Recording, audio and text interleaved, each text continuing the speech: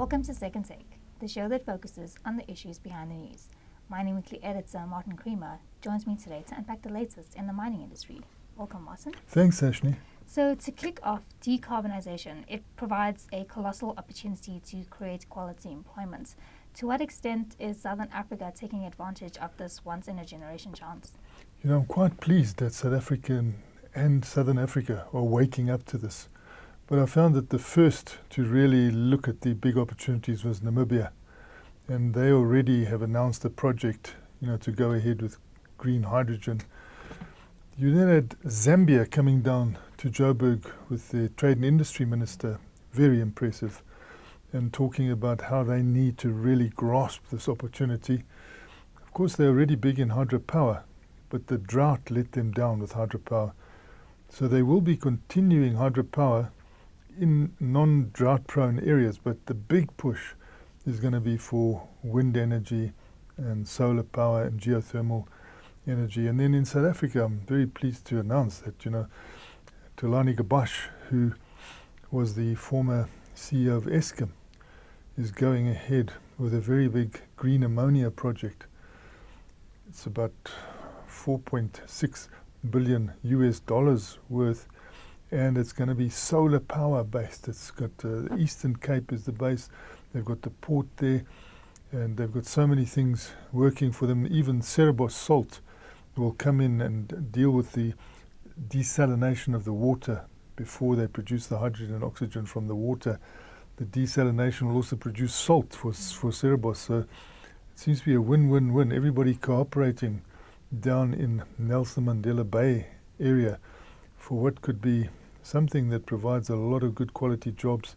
It enters us into the modern world where it's an absolute human imperative. We've got to go along with climate change, but at the same time, there are opportunities to grow your economy with that in a sustainable way. Whereas a lot of the mining we do has got a finite horizon, so at some stage or other, we'd reach the end. But with projects like this now, you almost say we can go on ad infinitum. So it's a great changeover, and I hope people grasp the nettle. Some of them already are.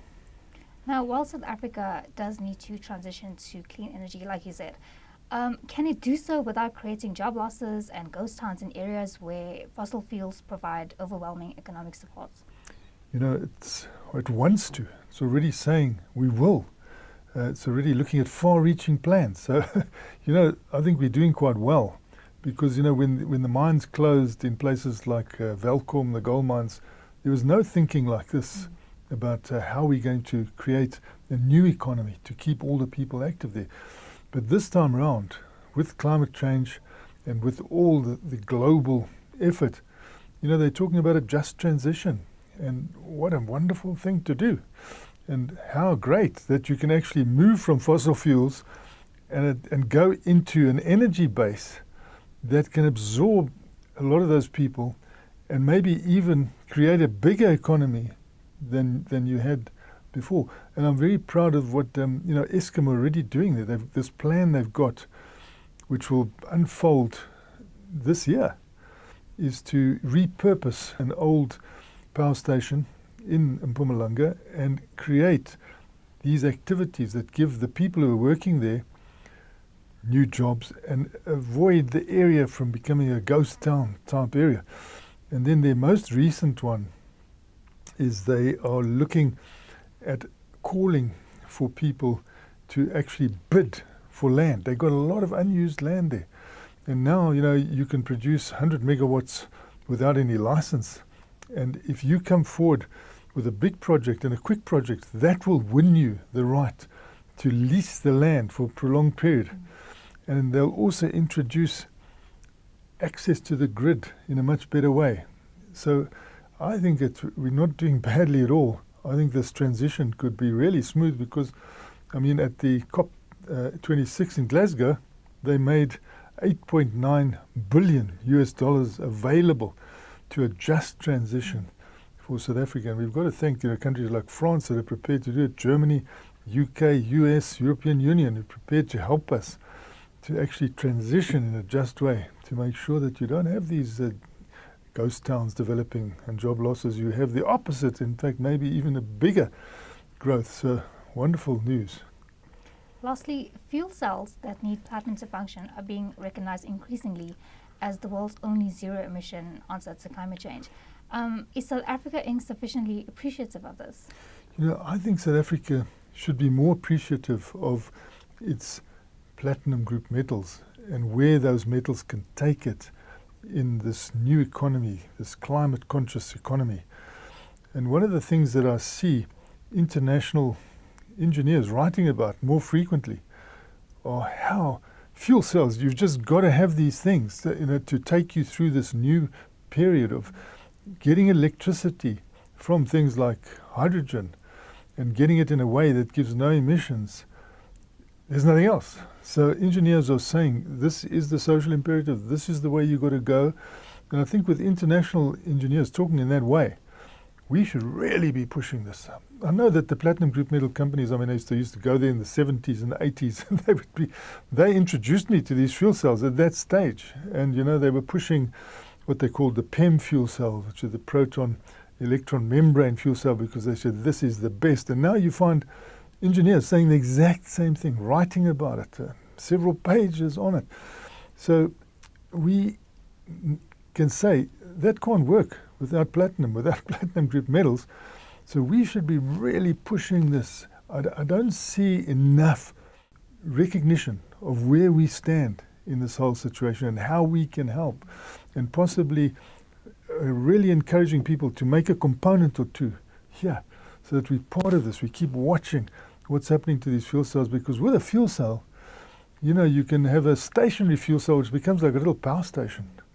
But then you can have a fuel cell in your vehicle which gives you clean electricity. These things are very scalable. You can have a small one and you can scale it up as modular. What more do you want? And they're so flexible.